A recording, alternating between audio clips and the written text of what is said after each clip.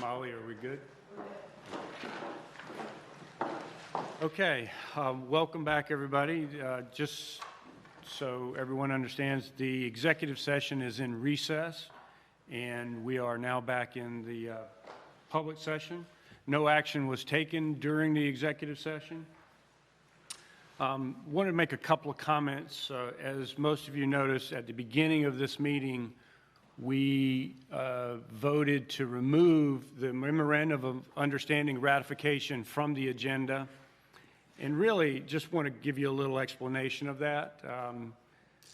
There's some concern that memorandum of understanding could potentially create problems for the reform plan submission, which will go in later in November.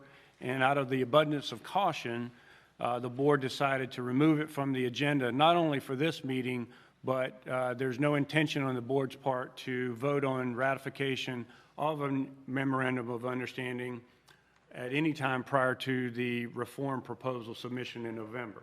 So just wanted to make that clear. And the other comment would be that the documents that Santee Cooper agreed to provide to the governor's office will be forthcoming within the next 24 hours, and the delay is simply due to the Hurricane Dorian emergency response plan of Santee Cooper, but I'm told that those documents should be at the governor's office within the next 24 hours.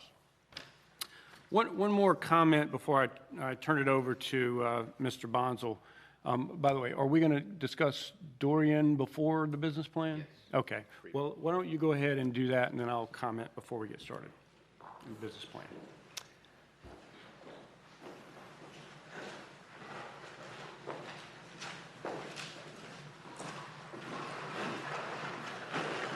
I'm actually not going to discuss the Hurricane Dorian update. I'm going to ask Marty Watson to discuss that with you. It should be a relatively brief report, but what I wanted to say by way of introduction is having spent a lot of time with the incident management team, myself, and watching them in action, and the folks that you've got in the operations center, et cetera. It was an awesome display of great teamwork, not only inside Santee Cooper, but as well with our other customers and co-ops. And it was a learning experience for me, and it was a great display, I think, of terrific coordination with one single purpose, and that's to get people back in power safely and as reliably as possible. And it was just a terrific exercise. You've got a great team. They know what to do. They've got their assignments. This, by the way, is their coach. So, Marty, you want to come up and give us your report?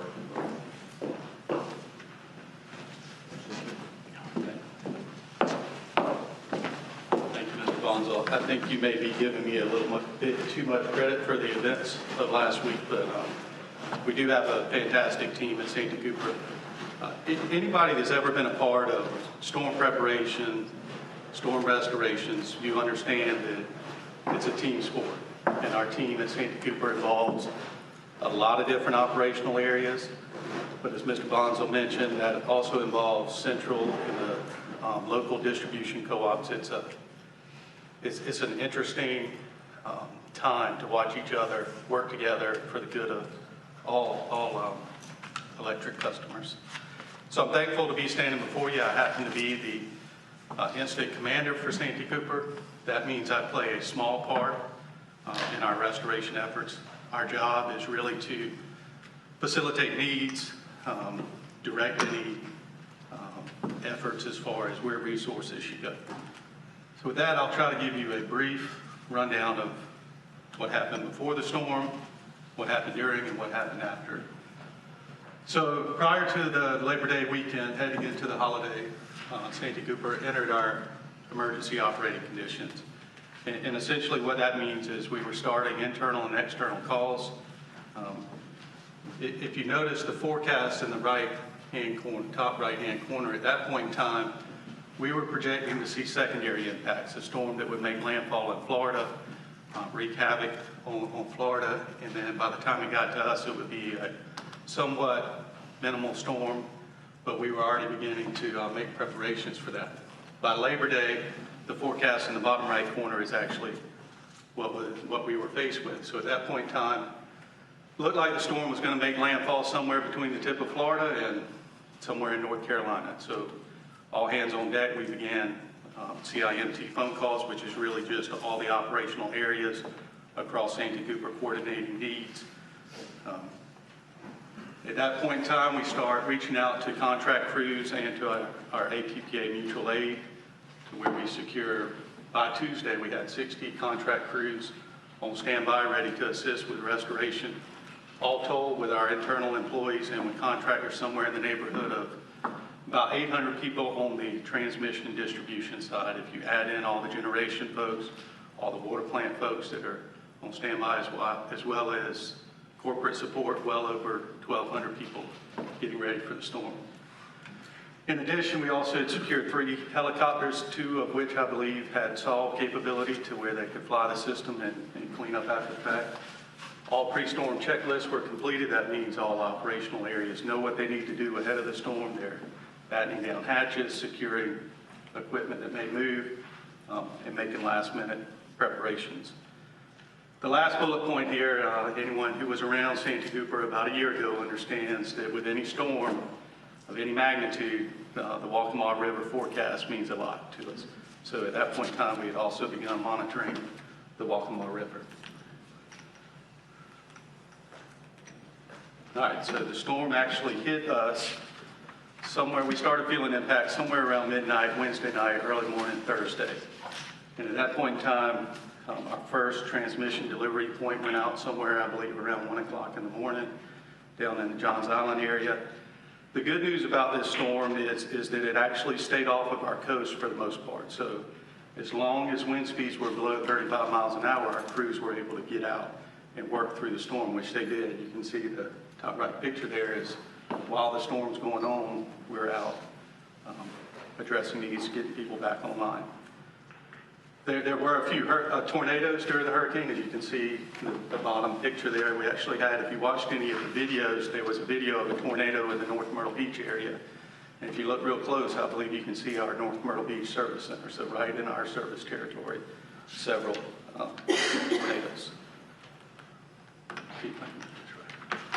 All right, so outages, there'll be 2 different charts here. One will be, this is the retail customer outages. You can see somewhere around 50,000 total unique outages. The peak on the system at any one time was right around 21,000 at 9 p.m.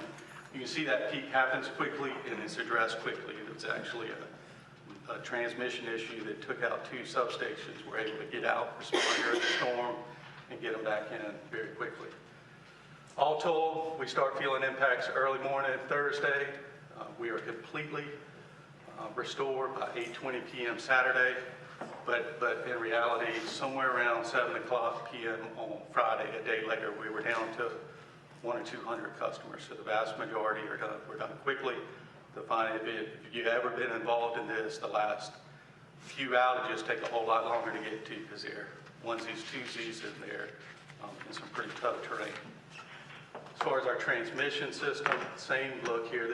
You can look at the transmission system in all kinds of ways. This is on a delivery point basis, just to show essentially what substations were out where we serve customers. You can see our peak was at 1 p.m. The story here is by that night, by 11 p.m. Thursday, we had all wholesale delivery points back online. The one lingering delivery point out there was the spillway line, and it serves, I believe, 8 customers. It includes small boat landings, Dennis Wildlife Center, so no real customer service.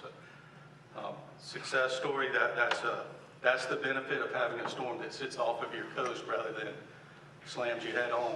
You're able to get out and work during the storm. Talk a little bit about teamwork. I think this was a good example of how Santee Cooper and the co-ops work together. So at 7 a.m. on Friday, our CorpCom group puts out a post that we have about 6,800 customers out, mainly in Georgetown and Horry County, and you can see Horry Electric Cooperative's response there. I think that's a signal of the teamwork that was happening in the field, both during and after the storm. So thank you, Horry Electric.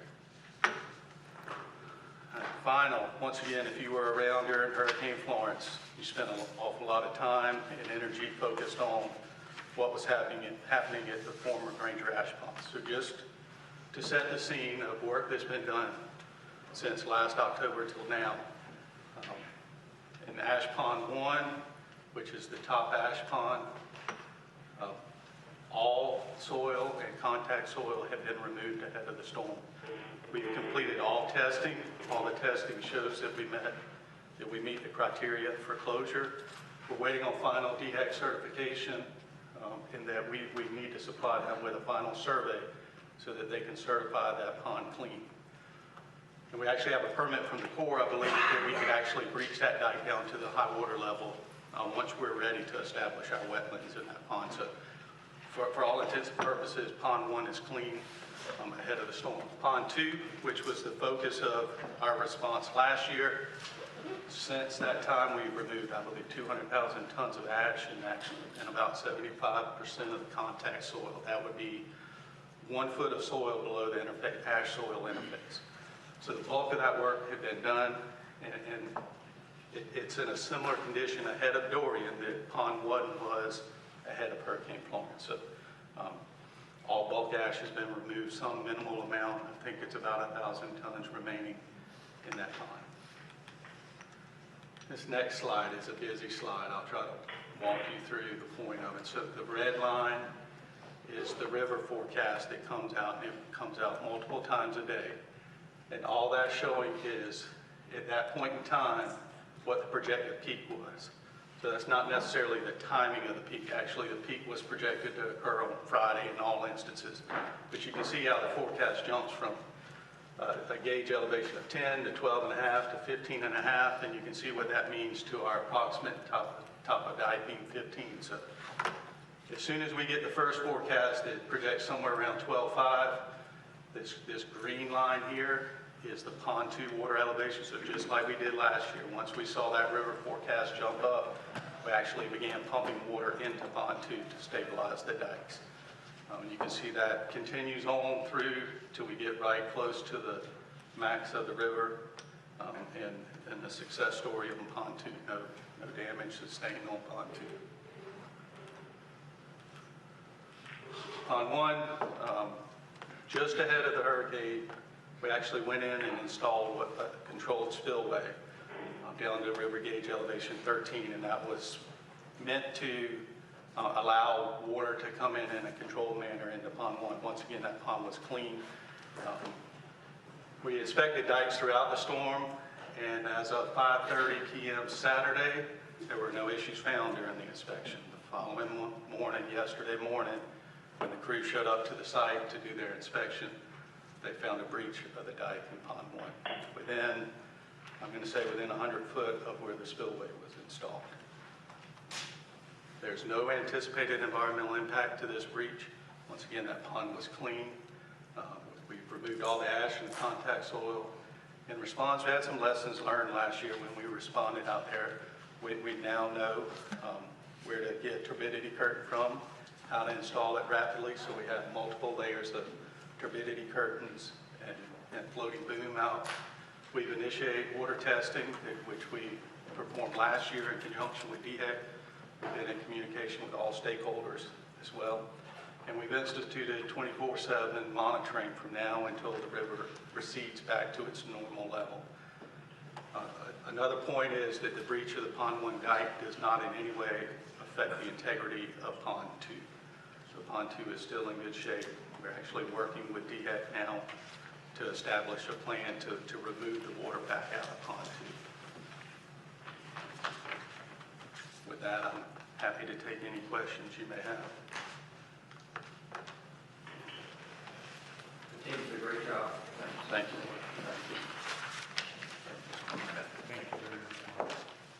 I think Marty's style, as you can tell, is a little bit more of a velvet hammer, but he keeps people moving all in the right direction and did a fabulous job. And I want to credit my friend Mark Ty with giving me one piece of the best advice that I've received thus far at Santee Cooper. I asked what is expected of me during one of these events. His response was, stay out of the way. It was excellent advice. So with that, Chairman Ray, I think you wanted to make some introductory comments. Sure. So what we're about to listen to over the course of the next 30 or so minutes is the updated business plan for Santee Cooper. That business plan, or this business plan, is a result of several things. First of all, I think this board, it's fair to say that this board has been looking forward to this updated business plan for quite some time, and that in our search for a new CEO and a new deputy CEO, we talked about the need to update the company's business plan and the load and resource plan for the company. And so the first charge that the board gave to Mark and Charlie was to completely look at the company, look at the load and resources plan of the company, and advise the board on a way forward to where we could immediately institute changes and business approaches that would be more, as Mark said, lighter, greener, and sort of newer in approach and strategy. And this business plan that we're about to see is a result of those discussions and the work product of those. I had the benefit of attending updated meetings weekly with Mark and the leadership team to talk about board input in terms of what was important to us. And so I appreciate having the opportunity to give some input into this board plan. I'd also point out, and I'm sure Mark will as well, is that the Department of Administration and their advisors, specifically E3, who is the utility advisor on the team, has been advised and consulted and a part of the input related to this approach.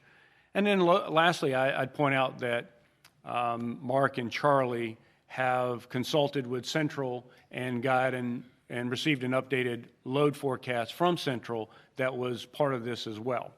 So we heard the legislature back during the Senate Select Committee process that was encouraging Santee Cooper to move forward with an updated business plan and not wait for reform plan submission, and we're trying to do just that. So this plan is not only a result of that, but an attempt to move the company forward and try to provide benefit to our customers and our constituents.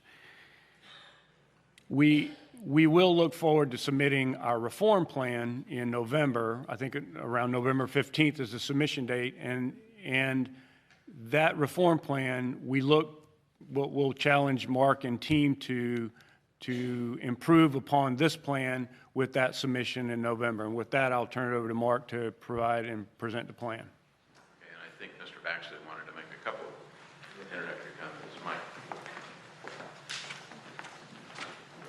Thank you, ladies and gentlemen. Just a comment from the legal department, if I may, before we begin. Since their arrival here, our CEO, Mark Bonsall, and Deputy CEO, Charlie Duckworth, have been leading an effort to establish a new going forward business forecast for Santee Cooper, and that's being unveiled today.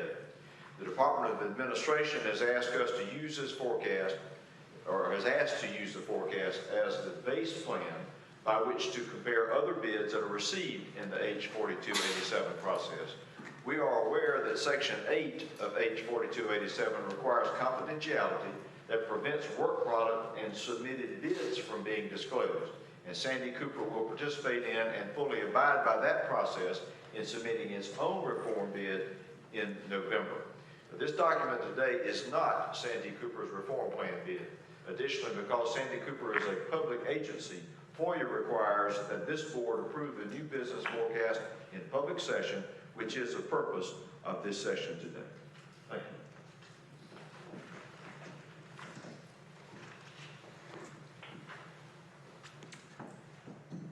Thank you, Michael. We will be expeditious about presenting this. There are a number of presenters and a number of topics, but we'll try to move through them apace as you have a number of the items in this business plan are already in the public domain. And I don't want to waste your time covering ground that's been covered already, but one very, very, very important comment is to provide great kudos to all of the employees within Santee Cooper that worked on developing this material. Let me tell you, it's been a tremendous amount of work and focus and a tight schedule comply with the needs of the DOA to open the data room, et cetera, et cetera. It's just been a tremendous effort. I want to thank all of the employees that worked on this. I know it was, there were a lot of weekends and a lot of late nights. This is the agenda. Again, we'll kind of speed through this relatively quickly. Again, I have said I found Santee Cooper to be in better financial shape than I had anticipated prior to getting here on July 9th. This is an example thereof. Since the debt service coverage statement, you can see that, one, we're providing ample, perhaps a bit thin, but ample debt service coverage numbers, and we are in fact generating a substantial amount of cash internally. And I would point you to the available for debt service line, or the total debt service line immediately under the available for debt service line. That total debt service is debt service on 100% of Santee Cooper's outstanding debt, both nuclear and non-nuclear. So we're paying all our bills. We're paying all our bills with a good margin that leaves cash on the bottom line. A great benefit to our customers is the emphasis in recent years over availing ourselves of lower cost power purchases on the open market. And you can see the basic trend in fuel costs heading down. Charlie will talk a little bit about the percent that's generated versus the percent that's purchased, but that chart has driven down customer prices, as you can see on the bottom here, very substantially. Fuel prices for retail down 16% since 2014, down 14% for industrial, down 11% for central. And the bill impact of that, the total bill impact of that is a decrease of 4.6% for retail, 6.9% on industrial, and 5.3% on central. Terrific results and a great focus on economizing to the benefit of our customers. Okay. There we go. Same story here, basically. The top chart is prices to central. The bottom chart is prices to residential in cents per kilowatt hour. These are total prices. They include both fuel and base prices, and you can see since 2014, for the most part, these are quite steady over the course of time, which during that period of time, and with everything, frankly, that Santee Cooper has been through, that's a remarkable record, and we anticipate in this business plan extending the time frame during which prices to our customers will in fact be stable. They're also competitive, as you can see here. Dominion on the bottom, 125, Santee Cooper on the top, 117. We are the lowest of the majors in serving a typical residential customer, so you're at a competitive level to begin with, and we're seeking greater stability going forward as well. Through the operation of this plan, we think both those things are in fact possible, and pleased to put it in front of you. The debt equity ratio itself, I would point out only that the current debt equity ratio is 77%, the lowest debt equity ratio that Santee Cooper has had in roughly the last 40 years. It would appear to me 35 or 40 years is in fact 69%. You can see it right in the middle of the chart in the year 2005. We're pleased to report that this new revised business forecast takes us back to that lowest level in the last 40 years within 7 years. So it's moving our balance sheet very favorably to a lower level of debt reliance. This is the mission of Santee Cooper, to be the state's leading resource for improving the quality of life for all South Carolinians, and our challenge thus has been respecting this mission while charting a new path forward. By way of background, we do regularly review our loads and resources. As you can see here, this business forecast does contain substantial changes to the resource mix and the financing plan, which we will talk about over the course of the presentation. We are requesting board approval of the overall strategy set out in the business forecast. This business forecast will also serve as the basis for Santee Cooper's formal budget proposal as well, so there is a normal course element to this, very importantly. And as you see on the bottom, the DOA will provide this base case to all prospective bidders as well.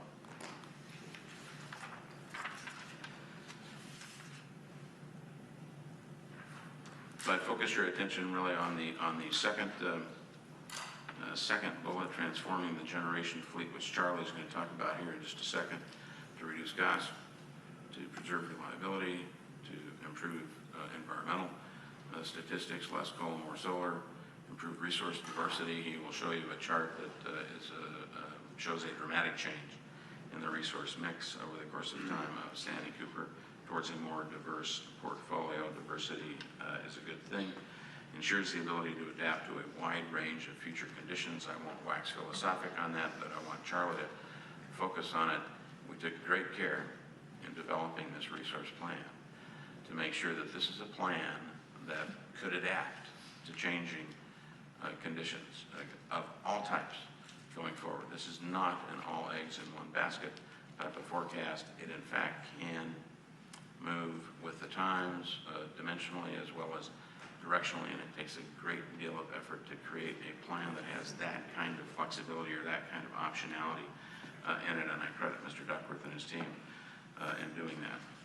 As you can see on the bottom of the executive summary, we have been able to effect savings which mitigate the need for future price increases. So there was a 7% number that was bandied about a year or so ago at the inception of the ICF process, and we have been successful in eliminating the need for that 7%.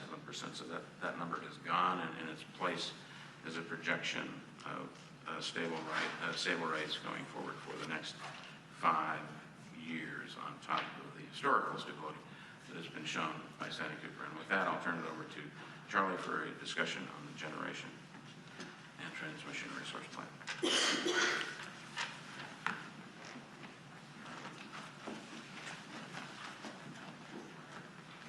Good afternoon. I just want to quickly second a comment that Mark made about last week.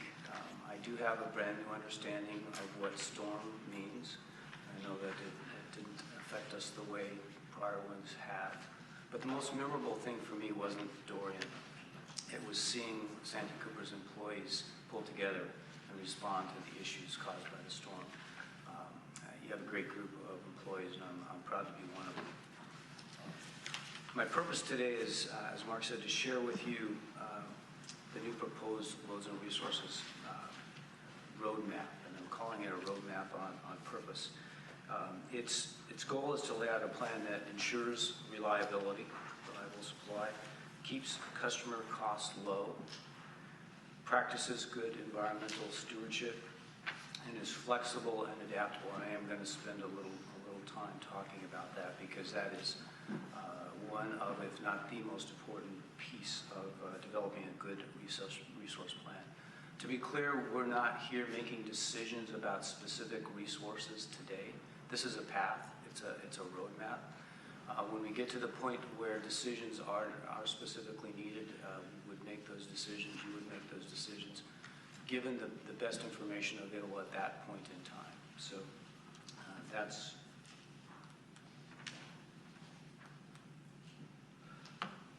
This is a picture of the ICF business as usual case.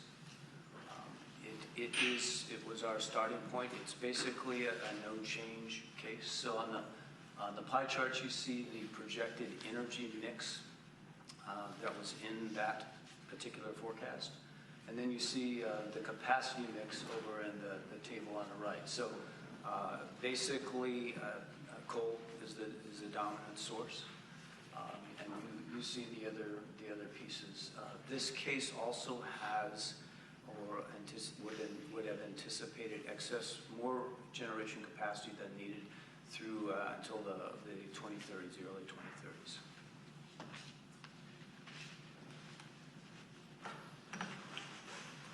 Hopefully, as Mark said, I won't wax too philosophic on this, but I do want to spend a little bit of time talking about how do you develop a loads and resources plan. What's the process that you go about doing that and doing it well? It's an iterative process. It's a time-consuming process, and it really is a matter of balancing some different factors that you see up here. The first of those factors, or one of those factors, is resource changes. You need to look at your existing resources and ask yourself, would it make sense perhaps to retire some of those resources? Which ones make the most sense to keep? On the resource end of things, you also look at new resources. What might I want to add? What would happen if I added this or that different type of resource? So step one in that is looking at resources. When you're in the process of doing that, you need to ask yourself, if I make changes to my resource system, then what transmission issues might that cause? What would I need to do to the transmission system to make sure that you have a reliable supply with those particular changes? The other thing that you need to really take a look at is relative to natural gas transportation. If you're going to add additional natural gas resources, you need to make sure that you can get the commodity, the fuel, to those generating stations. So it's a matter of asking yourself, what resources might you want to retire? What might you want to add, and where? And what types of resources might you want to add? Looking at the transmission side of things, and then the natural gas pipeline capability. As you going through that process now, the next couple slides talk about, as a result of that work, where did the plan end up? Before I jump into that, and I'm going to add to something that Mark said, this work involves hundreds of simulation cases, looking at if I tried retiring this and replacing with that, if I looked at these transmission additions, it requires running through hundreds of cases, and Vicki and her team and John Painter and the in-front folks have done a terrific job looking at that, and it's really becomes a learning process. As you sort your way through running those cases, you begin to see which types of combinations make the most sense and which ones don't, and that helps you be able to learn about the flexibility that needs to be incorporated in a plan. So what are the changes that were the result of this process?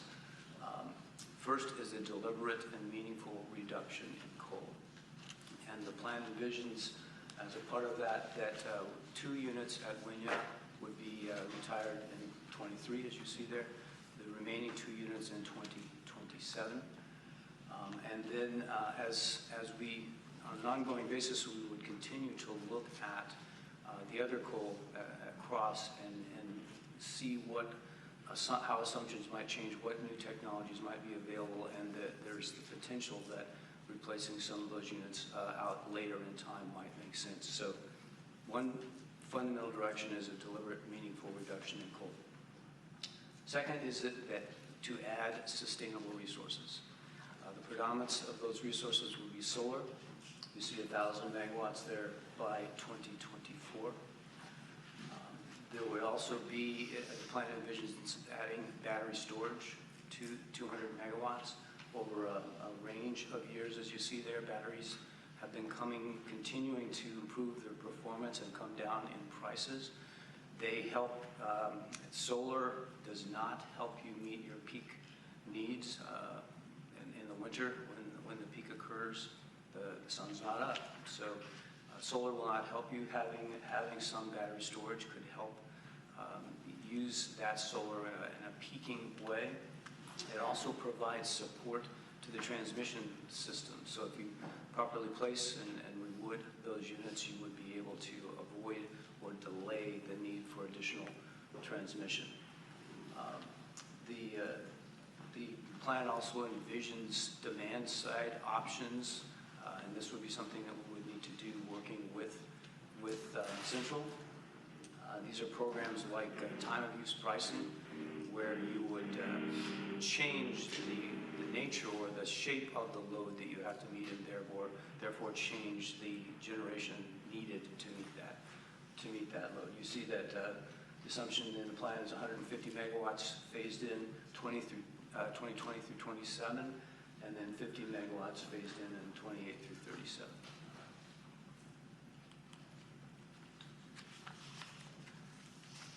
The changes continue. When you make the retirement at Winya, you need to do some things in the short term to ensure that you can have a reliable supply to customers in that area.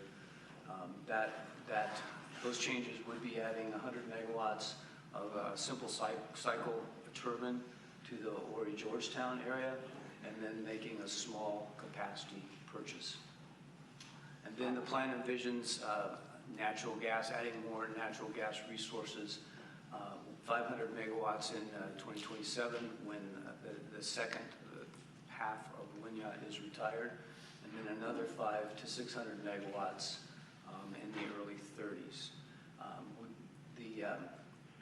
We would be looking at the sites, the best sites for those, and the best ways to get those new resources onto our system, and where possible, might be able to work with others to make that a more attractive way to do it.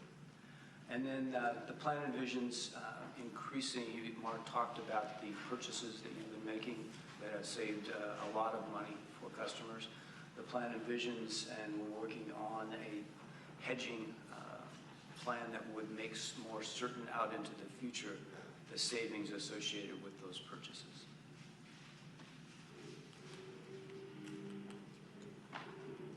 So if you take a look at the new loads and resources plan, this chart compares the energy supply of the old plan, 2033, so this is out a little bit in time. The prior plan, the ICF business as usual case, it compares that with the new plan in terms of the sources of energy. You can see the chart. Coal drops from 52% to 30%, and then you see that sustainable resources are about triple what they were in the business as usual case. It's a much more diverse mix, as Mark indicated. If you look at it on a capacity basis, installed capacity basis, it's a similar chart. Won't take you through all the numbers, but again, coal is dramatically lower. Sustainable resources are dramatically higher.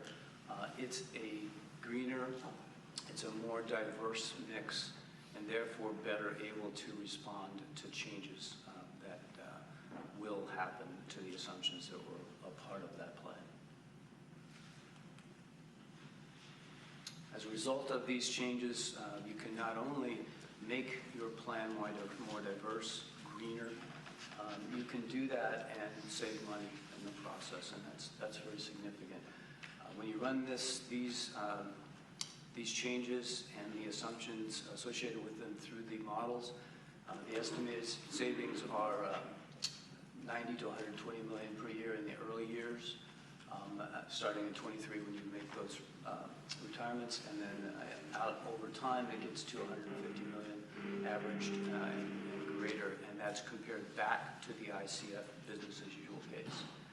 These savings are incorporated into the financial results that you will see, and we'll work to improve those savings through alliances where that's possible to do. I want to spend just a little time on this because, as I said earlier, it's really one of the most important pieces of developing a good new loads and resources plan. And I'm going to use an example to talk about this. This is really asking yourself, what could this plan be responsive? Is it flexible enough to deal with uncertainties, changes that will happen in the future? 10 to 15 years ago, those of us buying natural gas on the market were paying $12 to $14, $15 per MMBTU for natural gas. Those prices were projected to increase from that point in time. Today, we're sitting here, and you can buy natural gas for $2 to $3 per MMBTU, and those projections, the projection for costs going forward, are that they will stay about flat. I promise you that the best resource decisions are fundamentally different in a $2 to $3 gas environment compared to $12 to $15. The point of this isn't, however, that you really need to get your assumptions right, because we will not. We don't know what the future is going to hold. The point and the purpose of a good resource plan is to make sure that you know it can flex, that it can deal with changes as they occur, because we're going to be wrong in the assumptions. So a lot of work has gone into looking at that 300 to 400 cases that will run to understand the tendencies, the directions that seem to make sense, so that you can anticipate when you start to head down a path where things are changing on you, and you have some understanding of, through a wide range of different options that you've looked at, you have some understanding of what changes might make the most sense given what's happening and what's coming. That's really the key to having a good resource plan. This chart, and I won't take you through every aspect of it, but it looks, there's been a lot of work, and this is intended just to summarize the different kinds of changes in future conditions on the left column, and the work that was done to look at, what would we do? What would we do if the ACP doesn't overcome the legal challenges and therefore doesn't get built? Does that torpedo the plan in terms of the ability to continue to proceed?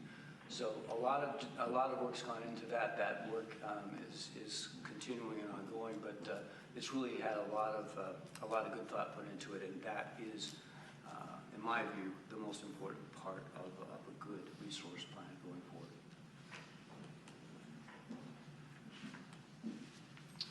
An important objective of this plan was to be greener. You've heard Mark and others talk about that. This is a pretty simple chart, but it shows that in terms of carbon emissions, which is where most people focus at this point, between 2005, which is a benchmark year that a lot of people use, and 2015, Santee Cooper had already reduced its carbon emissions down to 82% of where they were in 2005.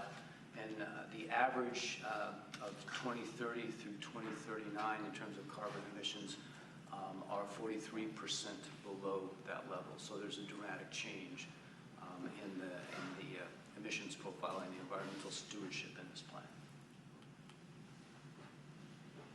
So to summarize, the plan includes a deliberate, meaningful reduction in coal, and that reduces carbon emissions. It increases the sustainable resources and new technology in the plan. It preserves reliability and power system integrity, and that's just critical. It's something that we can't compromise, and we did talk a lot with E3 about that piece of it, and including the fact that you need to really look at regional power flow studies to make sure that reliability will exist. It reduces cost to customers. It's flexible and adaptable, and it's more aligned with the portfolios of other utilities in the area. That's the conclusion of my portion. Unless there are any questions.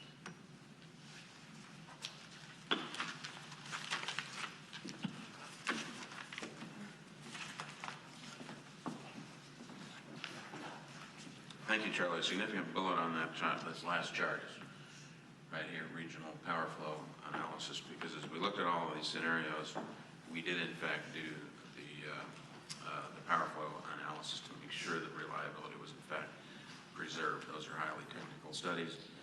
They're very complex. They require some specific expertise, but we wanted to make sure that we in fact conducted them and would hope that everybody else is looking at the system would conduct them similarly in order to assure the public that reliability will in fact be maintained. Another part of the plan is organizational and cost reform efforts. We have initiated some additional studies on the level of staffing within Santee Cooper. As you can see in the second bullet, in 2018, an evaluation was conducted and concluded that the operations are quite strong. The staffing levels are generally appropriate, but we've reinitiated that. It's never wasted effort to reevaluate those kinds of conclusions. So another evaluation is currently underway, as you can see in the third bullet, covering two areas for the most part. One is procurement policies, but the procurement area at any utility, Santee Cooper as well, conducts a lot of spend on behalf of the institution, and it's always a good idea to look at that and make sure that we're following best practices and getting the best and reasonable prices for the things that we buy and use every single day. And the second piece of that is to look at coal-fired maintenance procedures in particular. Why coal-fired maintenance? It's because that's where the biggest block of employees for an operation such as Santee Cooper or my former employee, Salt River Project, are located. So we're doing those evaluations there underway, and we'll incorporate the results as soon as we have them. As you can see in the last bullet, we are as well conducting a span of control evaluation. Mr. Lott is doing that in order to consider how best we might flatten the organization. We did assume,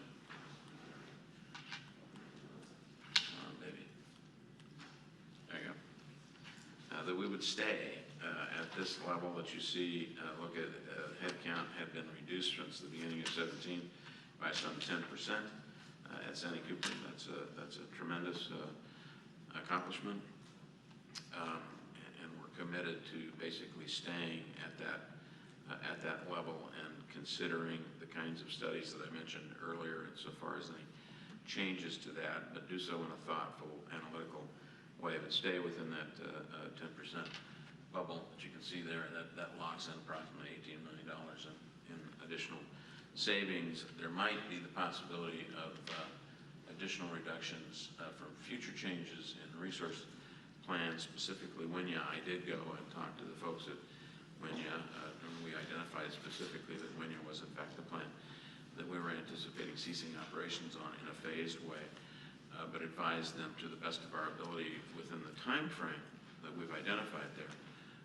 We're going to try to absorb, if you will, or manage the human resource implication of ceasing operations at that plant through retirements and attritions, not only at Winya but as well at Cross, retraining and repurposing of folks within the body corporate. So that's our goal, and to try to get to that point in the future without layoffs if we possibly can.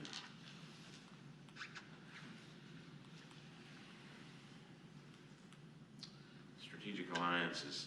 Santee Cooper seeking opportunities for strategic alliances. You can see the purposes down below that are listed down below: coordinated planning, potential acquisition of future infrastructure, management of volume buying opportunities, scale, in other words, optimization of generation dispatch, a joint savings opportunity between utilities, and you can see the list as well. So we will seek these strategic alliances to pursue savings in these various areas. I do want to emphasize that there are two words in the top paragraph that say where possible. So we'll seek opportunities for strategic alliances where possible. And that's the subject of the prior MOU issue, as a matter of fact, and it is my obligation and your charge to me to coordinate with Marcia Adams, the director of the DOA, to make sure that whatever we do in that regard is in fact done consistent with their preferences and instruction, and it doesn't violate or injure the 4287 process in any way, shape, or form. But we do need the ability to examine some of these items because it's a way to make the institution financially better going forward, and we would like to have that opportunity and enhance this plan even further. Employee ideas. There was an effort unveiled when, Emily? We started in June. Started in June to harvest employee ideas about their suggestions as to how we can make things better and save a little money. And as you can see here, over 1,000 ideas were in fact submitted by folks. A lot of those ideas have in fact been incorporated into the purposes of the strategic alliances. They have been cataloged, they've been prioritized, and we are in fact pursuing a number of those. And I want to thank all of the employees that gave good thought to coming up with those 1,000 ideas. There was one idea of the 1,000 that was really pretty lousy, and we put it on the bottom of the list. It was submitted by Mike Baxley. That's a joke.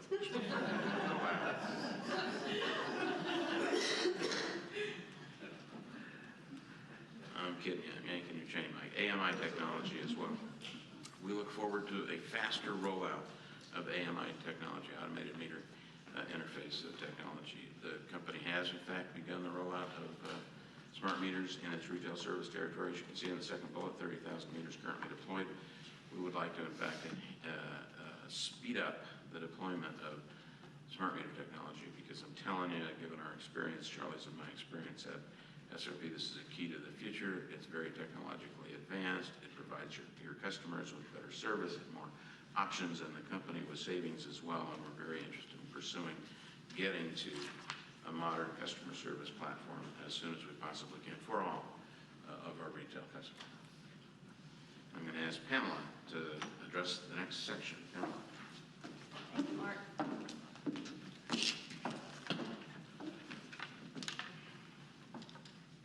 So as we look at our business plan and we think about our mission, which Mark referred to earlier, and the types of programs and services that we've been providing over the years, we want to be able to continue to fulfill the mission, but we need to be respectful of the financial obligations that we may incur. So we've looked hard at what we do. Some of these things are core to our mission, things like environmental stewardship, things like economic development. We want to continue to do those. There are some other things over the past couple of years that, frankly, we've backed off on a little bit. So we examined carefully what can we continue to do, what should we continue to do to fulfill our mission, and also our obligation to our customers. So what I'm about to show you are the things that we do believe are core to our mission that we're going to continue to do, and that our business plan and the financial plan contemplates Santee Cooper continuing to do. So, of course, economic development, which we feel strongly about, which we've had success with over the years, which we have worked closely with our electric cooperative partners. So currently we have devoted over $8 million in grants, again, working with the co-ops to distribute those grants across the state. We have a low-interest loan program. We have Commerce Park development. Most recently, you've seen the opening of the new interchange at the Camp Hall Commerce Park, where Volvo's located. But over the years, we've also worked with economic development partners to develop the Mount Holly Commerce Park, the Loris Commerce Park, Atlantic Center, and are working with Horry County on Ascot Valley right now. We also manage Lakes Marion and Moultrie, which are very important to the state. We've heard that repeatedly over the last couple of years, and we take that obligation seriously as well. So we monitor water quality. We contribute to the health of the fisheries. We control aquatic plant management. We provide recreational opportunities. All of these things we will continue to do. Most significantly, the extensive dams and dike system that we have, over 40 miles of dams and dikes that we have crews devoted 100% to maintaining, to keep the lake safe, to keep our communities safe. And our environmental stewardship as well. In addition to working with our customers on energy efficiency programs, we also have engaged in beneficial reuse programs for our coal combustion residual products, that's coal ash and gypsum. And recycling, we have the Gopher program, Give Oil for Environmental Recovery, that takes used oil, picks up used oil from DIY stations around the state, from some industrial folks, and we recycle it. We'll continue those programs as well as our successful partnership with DNR in managing wildlife areas around the lakes. We have educational programs for students and teachers that we conduct at Old Santee Canal Park. We bring energy educators in here, again, to teach them about Santee Cooper, about the environment, and we have solar schools where we have solar panels installed, again, working with cooperatives across the state, and develop the curriculum for teachers to use to teach students about the value of solar power. And last but not least, our operation of the regional water systems down in this part of the state. We have over 185,000 end users. We treat water at wholesale and sell it to counties and towns that then distribute it to end users, but those are a very important part of the economy and the environment of this region. Like any business, we also have obligations, and our financial forecast envisions that we continue to meet these obligations. You know, our employee and our retiree pension and other benefit plans right now, our portion of the state's liability on the pension plan is $325 million, so we carry that liability, show it on our books, and we continue to provide post-employment retiree benefits to our employees. We have contracts that you've heard about before for beneficial reuse of our coal combustion products. Of course, we have fuel contracts, be it coal, be it natural gas, as well as transportation contracts that go out sometime into the future that we will continue. The FERC license renewal that we have been actively engaged in, trying to renew our FERC license. We know that the license renewal will involve some additional capital spending to work on fish passage and other issues. So those responsibilities are built into the plan. Obviously, we have nuclear decommissioning costs. We have set aside some funding so that when VC Summer 1 is decommissioned, we will have the financial wherewithal to do what needs to be done to decommission that plant. Any questions about any? And I also want to talk, of course, about our relationship with Central. You know, we have a long-term agreement with Central, our largest customer, and we have not had the opportunity to discuss with Central the components in this business plan. And Central has asked us, out of respect for the DOA process, that we not sit down and talk to them. We look forward to our ability to do that when and in the manner that the DOA tells us is proper under the plan. And we believe, because we believe this plan provides the best plan for all of our customers, including our cooperative customers, we believe that Central will join us in this plan moving forward. So we have assumed that Central will be there, will be our customer as they are today. You all know that the contract with Central does have certain opt-out provisions that would allow them to opt out of certain resources in the future. So we have not had the ability to discuss those issues with Central. At this point in time, as Charlie told you, we're bringing you a roadmap. You know, we're not asking you to make a decision today on any resource, be it retiring an old one or putting in place a new one. So we're not at a point where we would need to go to Central and work things out. But we have to assume something going forward. And so we've assumed that the load forecast that they gave us earlier this year is the load that we will serve moving forward. All right, at this point, I'll turn it over to Raul.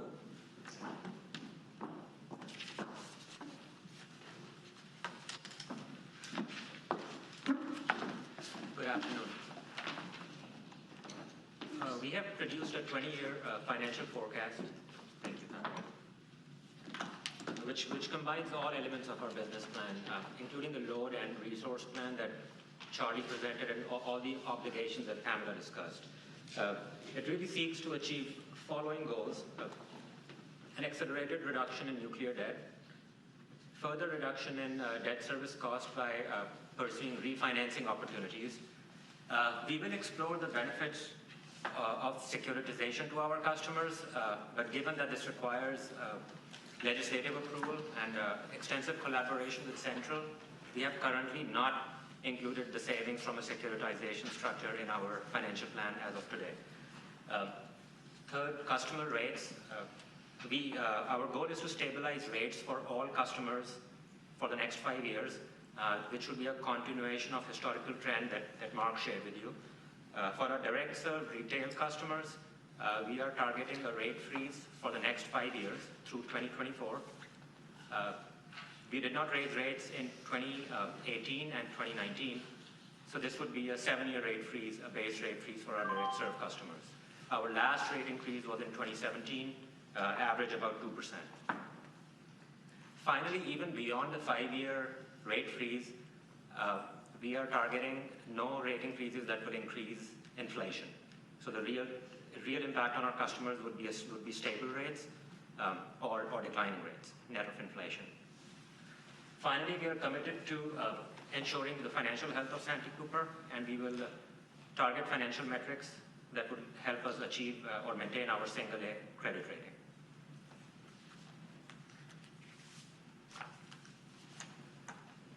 The cost reduction from the resource plan and other initiatives, combined with a new favorable load forecast helps us divert more funds and accelerate the nuclear debt reduction. In addition to the $430 million of the Toshiba settlement proceeds that we already deployed to reduce debt, we are committing another $900+ million over the next 2 years for nuclear debt reduction.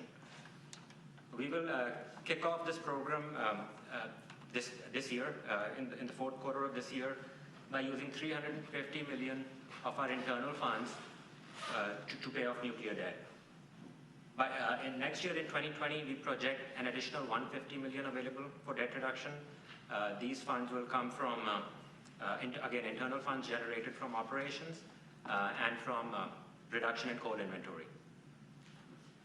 And finally, we are committed to diverting all funds from the proceeds of the nuclear equipment at the Summer 2 and 3 site for nuclear debt reduction, which we have currently assumed to be $425 million. This approach of paying down debt will ensure that we have sufficient liquidity to run our operations or meet any unknown needs. We'll have at least 3 to 4 months of cash on hand. The one amount that's not mentioned here, and it's in our financial forecast, this is the 2-year plan. Over the duration of the 20-year forecast, we project about $300 million more will become available for debt reduction, which we will continue to deploy for nuclear debt paydown. This demonstrates or illustrates the impact of debt paydown. This debt chart goes for the duration of our debt service through about 2058, and it includes revenue obligations, debt service only. It excludes a small piece of debt service for our commercial paper program. The red line demonstrates the debt service that will be collected from customers. That's a debt service in rates. The gray bars above the red line show the savings from debt paydown. A couple takeaways on the red line. Our debt service and revenue requirements currently is about $440 to $450 million. At the peak, in about 2027, this would be in the $490 to $500 million range. The gray bars above the red line, which is the avoided debt service from debt paydown, amounts to about $2.8 billion during the duration of this debt service. A couple other important takeaways on this chart is that the debt paydown that we're targeting is not focused on the first 20 years. It's across the maturity schedule. We are trying to reduce debt throughout.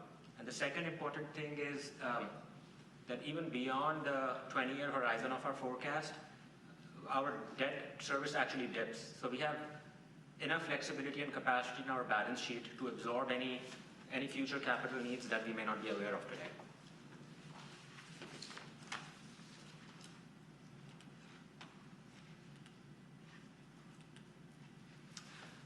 Other debt opportunities, these primarily focus on our callable tax-exempt debt. As you know, majority of our tax-exempt debt is financed with a 10-year call. It's 30 to 40-year amortizing debt, which is generally issued with premium coupons, 5% on average, but it can be called at par after 10 years, and we can reduce interest cost based on prevailing rates at the time. Our mini bonds are currently callable. So concurrently with the debt paydown, next quarter, about $350 million of proceeds will be used for nuclear debt paydown, but we will also refund about $175 million of remaining mini bonds with a new refinancing offering, a limited public offering in the amount of about $175 million. That will just provide us the benefit of current low interest rates, and we currently estimate those savings to be approximately $11 million on a present value basis, and about in the $18 million range on a gross basis. We also have, after this debt paydown and refinancing the mini bonds, in our portfolio we have $4.2 billion of callable tax-exempt debt, which is captured in the chart at the bottom. And you can see that majority of these become callable in the years 23 to 2026, so in 3 years from now. If history is any indication, and based on assumed interest rates, these bonds will provide significant savings. We estimated this savings based on 3-year historical average rates, and that number was about $2 billion in gross savings. Clearly, these savings are interest rate market dependent, but the rates we used for this analysis were about 90 to 100 basis points higher than current prevailing interest rates. Finally, another point of note, I mentioned the securitization opportunity. This is, again, a significant lift from a legislative approval process and a collaboration with Central. So this 3-year window, after which our bonds become callable, is a critical window to plan that transaction and get it ready for execution, because we need those candidates, the big ones, in the future to execute any large potential securitization transaction.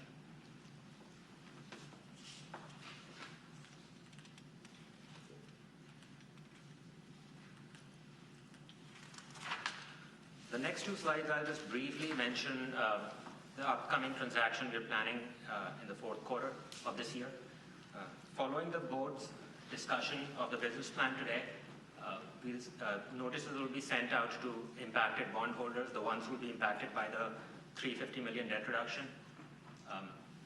In about 6 weeks, the week of October 14, we are planning to price an LPO transaction which will refinance the $175 million of mini bonds, which is the non-nuclear portion of the mini bonds.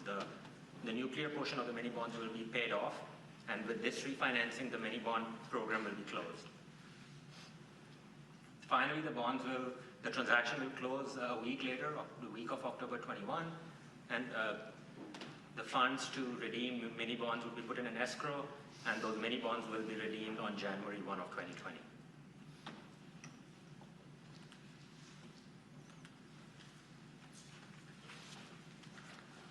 Transaction overview, the top right half talks about the debt paydown. We'll use $350 million of proceeds. The sources of those funds are all the remaining Toshiba settlement funds, approximately $144 million. All the balance in the debt reduction fund, about $112 million, and the remaining $94 million come from internal funds, CIF and revenue fund. The uses of funds, paying off about $60 million. $60 million will be for the paydown of mini bonds, and the remaining $290 million of cash will be used to take out other revenue bonds. The bottom right half of the page, or the middle half, talks about the limited purchase offering. Again, this would be a bond issue which we'll have to price. It's interest rate sensitive. About $175 million size is what we're expecting to take out the remaining mini bonds and close that program.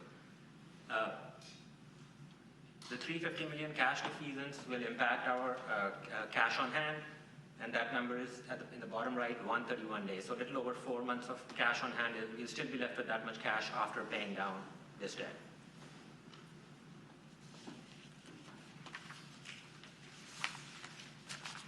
Impact on revenue requirements.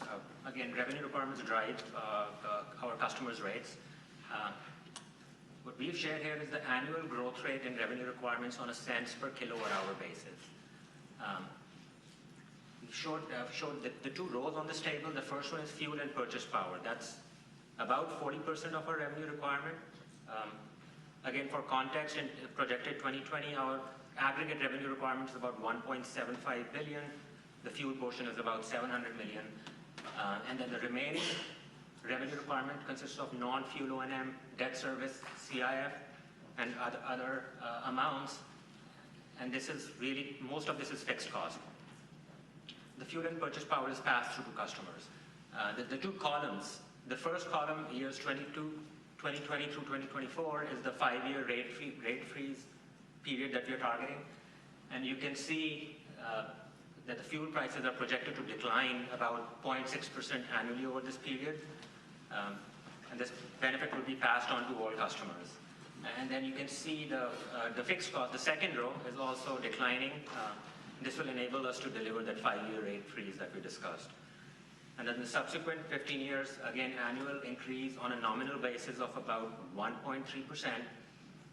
And thing of note is that it's primarily driven by the fuel and purchase power cost, 2.2% number, which relies on long-term fuel cost assumptions. 2 takeaways. We've noted the annual inflation number, 2.1%, which is based on 20-year historical CPI. And that's about the inflation amount that the Fed targets. So if that inflation comes true in real terms, Our customers' prices will decline by 1.1% annually over the next 20 years.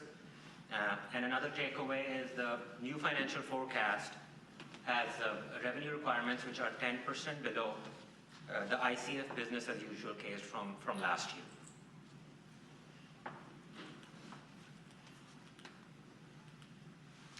Impact on customers, this shows the impact on Central over a 12-year period going back 6 years and forward 6 years based on our new financial forecast. You can see the rates are stable, 7.22 cents per kilowatt hour in 2014 and the same amount in 25. Jumps a little bit between those amounts. The highest peak here is 2019, 731. But I would note this is based on our budget from 2019, and our actual fuel cost is much lower than we had projected, and we expect that amount to be closer to the 2018 and 2020 amounts.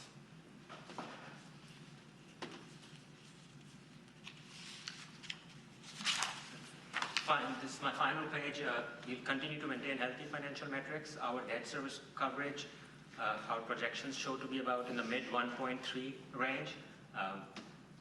Debt to capitalization will continue to decline as, in spite of the capital program that will come into play because of the new load and resource plan, we'll pay down more debt than we'll issue, and our debt will continue to decline every year, and leverage ratios will improve.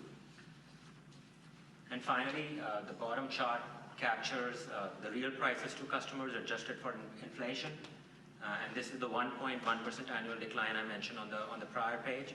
So we expect to maintain financial health, and we will be competitive. I'm happy to answer any questions. Thank you. Thank you, Raul. Mike?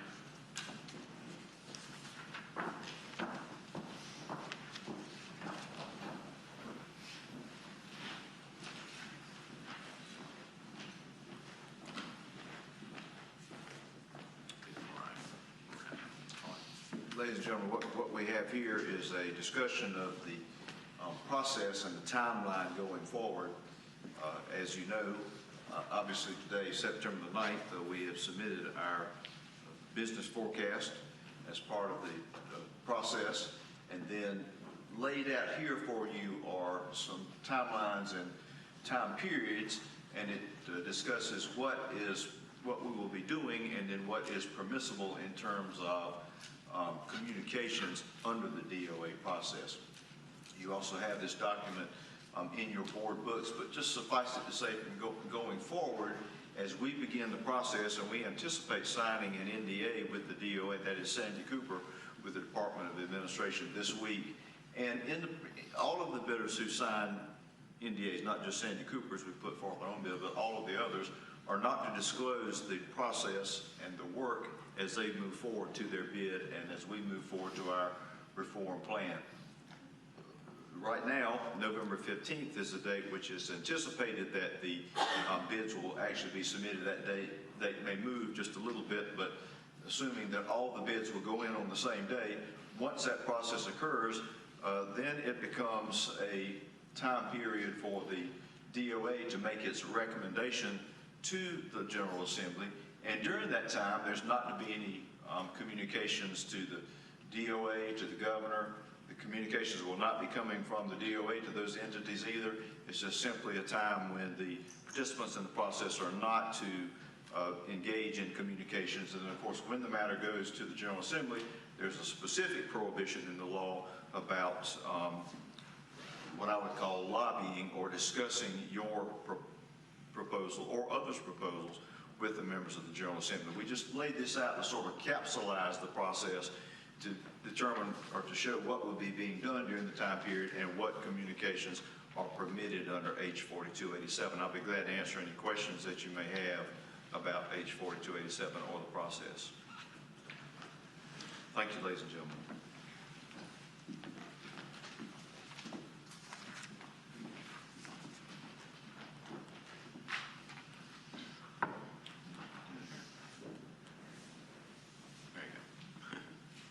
So, in conclusion, you can see the bullets, leaner, greener resource mix clearly. The resource mix and the financial transactions that are contemplated in this plan drive an ability to secure prices at a level that's frozen for the next 5 years. Inflation thus means there will be falling real prices for our customers and falling real prices for institutions such as Santee Cooper is in fact its mission. It's supposed to be a favorable impact on local economy. That's an expression of being the local economy. That's an expression of being able to help the local economy by having your prices in fact fall in real terms. That reduces the real cost of the factors of production. Substantial debt reduction, as you see contemplated here, enhancement to customer service, and the advancement of the rollout of automated metering technology and maintenance of our economic development, water management, et cetera, position. So this is a good plan. It's a substantially enhanced plan from what Santee Cooper had produced before. We do look forward to the opportunity to enhance it further as we contemplate the submission in the reform plan. And with that, I'd be happy to answer any questions that anybody's got. We do solicit your support and approval. Any questions? A lot of good work, I think, coming up with this plan, and I think it does what we asked, and that is it provides substantial additional, it prevents substantial additional cost increases going forward. And thanks to the team that worked, all of them worked so hard on this. Any questions or comments from those on the phone as well? Hearing none, at this time, I will call for a motion to approve the business plan. Second. Moved and seconded.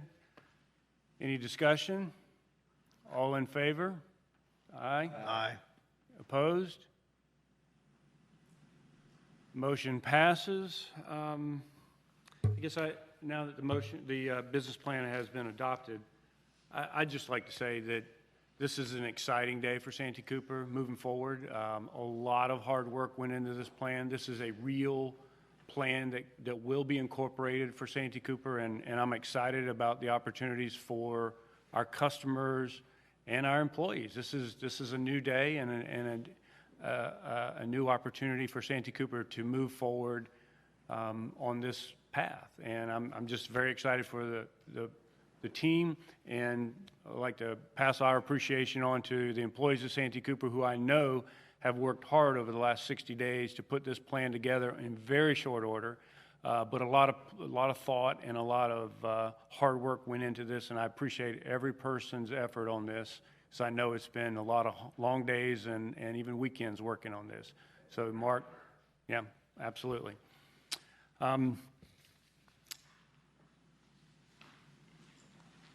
If with no other comments or on this particular item, at this point, we're going to reconvene the executive session and conclude the executive session agenda.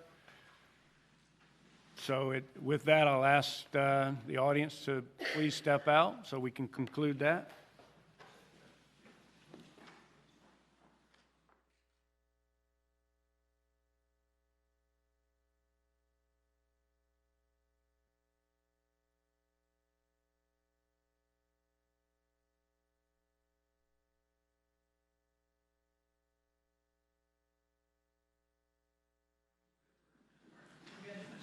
Okay, welcome back, everyone. And just to note, we are out of executive session and no action was taken in executive session. And with no other matters before the board, motion to adjourn. Second. Second, all in favor? We are adjourned. Thank you very much for your time and your patience, everyone.